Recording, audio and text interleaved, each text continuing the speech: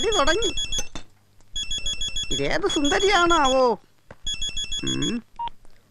Hello hello hello, sorry മോളെ, ഇത് rent a കാറല്ല, rent a cycle കടയാണ്.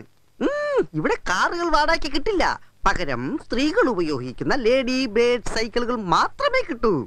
ആട്ടെ, എന്താ മോളുടെ പേര്? മോളി. ഓ, സ്വീറ്റ് നെയിം. ആട്ടെ, മോൾക്ക് എത്ര പ്രായം വരും? 50 വയസ്സോ? സോറി ആന്റി, ആന്റിയുടെ പ്രായക്കാർക്കുള്ള സൈക്കിളുകൾ തൃശ്ശൂരുള്ള പട്ടാള മാർക്കറ്റിൽ കിട്ടും. അവിടെ പോയി തിരക്കിയാൽ മതി. എന്ത് കയ്യൊഴിയിരുന്നോ? ആന്റി ഏതെങ്കിലും വിധത്തിൽ സഹായിക്കാൻ പറ്റുമോ നോക്കട്ടെ. ആന്റിക്ക് പ്രായമായ പെൺമക്കൾ വല്ലതും ഉണ്ടോ? എങ്കിൽ പഠിപ്പിക്കാം. കുഞ്ഞു സൈക്കിളല്ലേ? അതെ, ഞാൻ തന്നെയാണ് മുതലാളി, സുബ്രൻ മുതലാളി. എടോ കൊച്ചു മുതലാളി.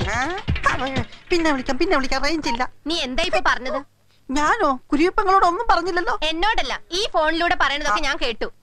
ഈ സൈക്കിളൊക്കെ ഇവിടെ വെച്ചിരിക്കുന്നതേ വാടകയ്ക്ക് കൊടുക്കാനാ. അതാര് ചോദിച്ചാലും കൊടുക്കണം. പെങ്ങളെ, ഇപ്പൊ വിളിച്ചത് 50 വയസ്സായ ഒരു തള്ളയാ.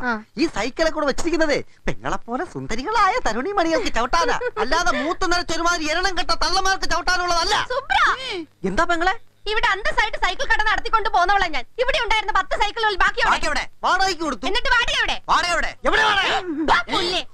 ഞാനേ കഴിഞ്ഞ 16 വർഷമായിട്ട് ഈ വാർഡിലെ സ്ഥിരം മെമ്പറാ. പല വമ്പന്മാരെ എന്നെ വളയ്ക്കാൻ അല്ല ഇറക്കാൻ നോക്കിയിട്ടുള്ളതാ, നടന്നിട്ടില്ല. പിന്നെ ആണോടാ നീ?